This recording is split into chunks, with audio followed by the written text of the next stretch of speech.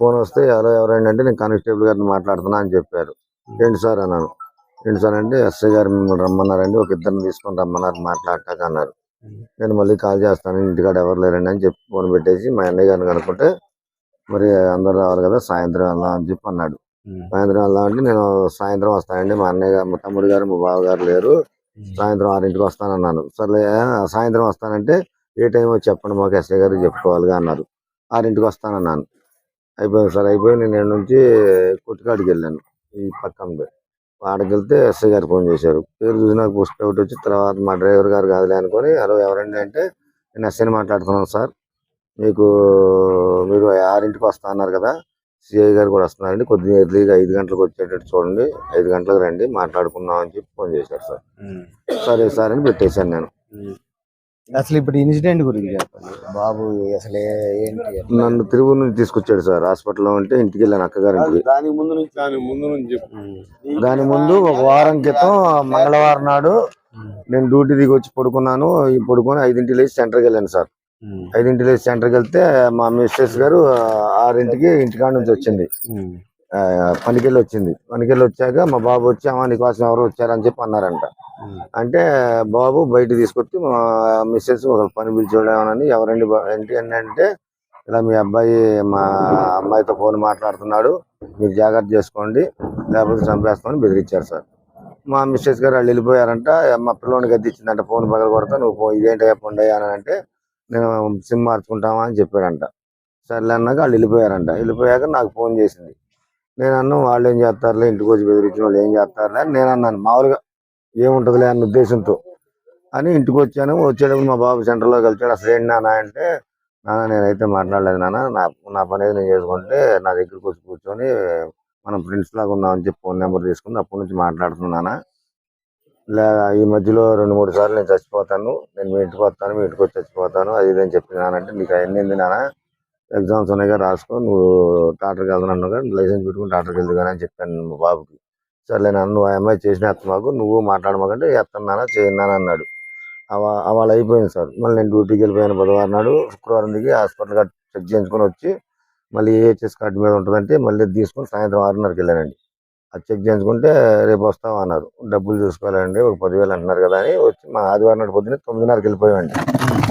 వెళ్ళిపోయిన తర్వాత మళ్ళీ మేము బుధవారం డిశ్చార్జ్ అయ్యాం. బాబుకి ఫోన్ చేశాను, వేరే కార్ అతను ఫోన్ చేస్తే నాకు ఇల్లు తెలియదు కానీ బాబాయ్ అంటే దీపు వస్తాడు తీసుకొని రమ్మన్నాను. తీసుకొని రమ్మంటే పిల్లోని తీసుకొని వచ్చాడు. మధ్యలో నరసాపురం వెళ్ళిన తర్వాత ఫ్రైడ్ రైస్ తిన్నారంట. అంటే కుర్రోడు కూడా మాకు బాగా పరిచయం, కార్ డ్రైవర్ కూడా. వాడు వీడు దిగురా అంటే నేను పెడతారా అని చెప్పి ఇద్దరు కలిసి ఫ్రైడ్ రైస్ తిన్నారంటండి. తిని బయలుదేరిన తర్వాత 2 కిలోమీటర్లు వెళ్ళిన తర్వాత ఫోన్ వచ్చిందంట. వాళ్ళ నాన్న వచ్చిందని సంగతి చెప్పారు. వాళ్ళ ఫ్రెండ్కి ఫోన్ చేసి ఏంట్రా చూడరా అంటే వచ్చి చూస్తే బండి తిప్పుకొని వెళ్తున్నాడంట. 4:30 ఆ టైంలో అయిపోయింది. సో వచ్చాడు అనుకున్నాడు కావచ్చు. అయిపోయింది సార్, ఇక తిరువురు వచ్చాడు. నాకు 4:40 ఫోన్ చేసి నాన్న ఎక్కడున్నారు, హాస్పిటల్ కాడ ఇంటికాడ ఉన్నాం అన్నాడు. ఇంటికాడ ఉన్నాం అన్నాక ఇంటికి వచ్చాక ఒక పావు గంటే ఉన్నాడు సార్ అక్కడ.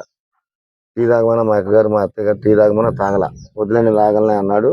మా అమ్మమ్మ గారు ఉంటే మాట్లాడొచ్చి మా అక్కతో మాట్లాడొచ్చి కారులో కూర్చున్నాడు. నేను తర్వాత వచ్చాను, ఇక నిదానంగా వచ్చాను సార్. స్పీడ్కి కూడా వద్దని చెప్పి నిదానంగా వచ్చాడు.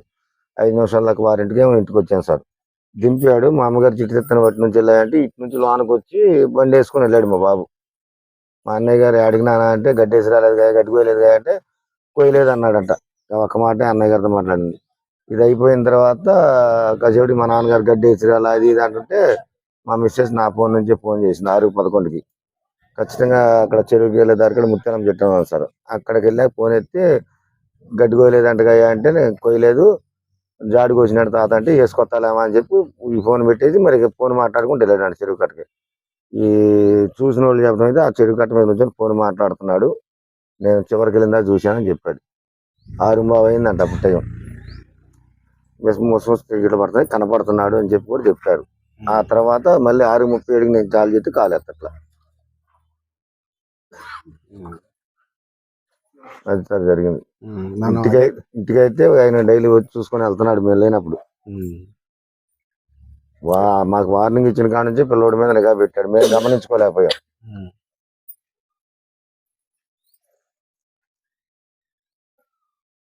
మనం కలుద్దాం, ఎస్పీ గారిని కలుద్దాము. 2-3 రోజులు టైం తీసుకుని వెళ్దాం. అలాగే సార్. ఎస్పీ గారికి కూడా లెటర్ అప్లికేషన్ ఇచ్చి వచ్చాను సార్ మొన్న సోమవారం నాడు. ఇచ్చారా? ఇచ్చాను సార్. స్పందన లేదంట. డైరెక్ట్ కలిసారా మీరు? ఆయన ఎవరు తీసుకున్నా వెళ్తుంది. వెళ్ళదండి. వెళ్ళింది సార్. ఒక 6గురు, మా బాబాయ్ గారు, మా తమ్ముడు గారు, మా ఇంకో తమ్ముడు అలా వెళ్ళారు సార్ కార్ వేసుకొని. నేను కలుస్తాను ఎస్పీ గారిని, అటు చెప్తా. మీరు ఎవరైనా ఒకళ్ళిద్దరు కానీ వద్దురు కానీ. అలాగే సార్. చాట్రాయిలోని అనుదీప్ గారి మరణం మీద మనం కలుసుకోవడం జరిగింది.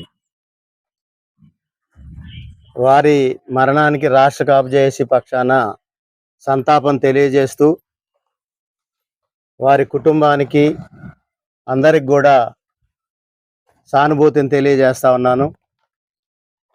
ప్రధానంగా మీ మధ్య తిరిగే అనుదీప్ గారు ఏ విధంగా చనిపోయారు, ఎలా చనిపోయారు అనేది మీ అందరికీ తెలిసిన విషయమే. ఈరోజు కుటుంబం వైపు నుంచి అనుదీప్ గారి మరణం వెనుక కారణాలు, హత్య జరిగిందా లేదా ఆత్మహత్య చేసుకున్నారా, ఏ విధంగా ఈ హత్యకు గల కారణం ఏంటి అనేది తేల్చాల్సింది పోలీస్ యంత్రాంగం. అటువంటి పోలీస్ యంత్రాంగం నుంచి చనిపోయిన కుటుంబానికి బెదిరింపులు, హెచ్చరికలు రావటాన్ని రాష్ట్ర కాపు జేఏసీ ఎస్పీ గారిని తప్పనిసరిగా కలుస్తాం. ఈ మరణం వెనుక నిజాలను తప్పనిసరిగా విచారణ జరిపి నిజాన్ని నిగ్గు తేల్చే విధంగా జిల్లా ఎస్పీ తప్పనిసరిగా చర్యలు తీసుకోవాలని చెప్పి డిమాండ్ చేస్తాం. ఉన్నతాధికారుల దృష్టికి తీసుకెళ్లటం జరుగుతుంది. అనుదీప్ గారి మరణం వెనుక వారిని ఏ విధంగా హతమార్చారా లేక ఏ విధంగా చనిపోయారనే వివరాలు స్పష్టంగా తెలియజేయాల్సిన అవసరం పోలీస్ యంత్రాంగానికి ఉంది. ఎవరైతే అనుమానితులు ఉన్నారో, ఎవరైతే కారకులయ్యారో, ఎవరైతే బెదిరింపులకు పాల్పడ్డారో వారందరి మీద పోలీస్ యంత్రాంగం చర్యలు తీసుకోవాలని చెప్పి డిమాండ్ చేస్తూ ఈ విషయాన్ని జిల్లా పోలీస్ యంత్రాంగం దృష్టికి, అదేవిధంగా డీజీపీ గారి దృష్టికి, ముఖ్యమంత్రి గారి దృష్టికి రాష్ట్ర కాపు జేఏసీ పక్షాన తీసుకువెళ్తాం. అదేవిధంగా పోలీస్ స్టేషన్లో కొంతమంది అధికారులు సాక్షాత్ కుటుంబానికి ఫోన్ చేసి ఉద్యోగం పోతుంది, లేదా ఆస్తులు పోతాయి, లేదా కేసుల్లో ఇరికిస్తామనే హెచ్చరికలు సరైన విధానం కాదు. కుటుంబాన్ని హెచ్చరిస్తే, కుటుంబాన్ని బెదిరిస్తే కాపు సంఘాలు ఉపేక్షించే పరిస్థితి లేదు. తప్పనిసరిగా కుటుంబాన్ని కాదు, పక్కప్పుడు మాట్లాడాలని కూడా చెప్తున్నారు. ఈ హెచ్చరికలు తప్పనిసరిగా ఉన్నతాధికారుల దృష్టికి తీసుకెళ్తాం. ఎవరైతే బెదిరింపులకు పాల్పడుతున్నారో, ఎవరైతే పక్షపాత ధోరణితో పనిచేస్తా ఉన్నారో వారి మీద సైతం విచారణ జరిపి చర్యలు తీసుకోవాలని చెప్పి డిమాండ్ చేస్తా ఉన్నాను.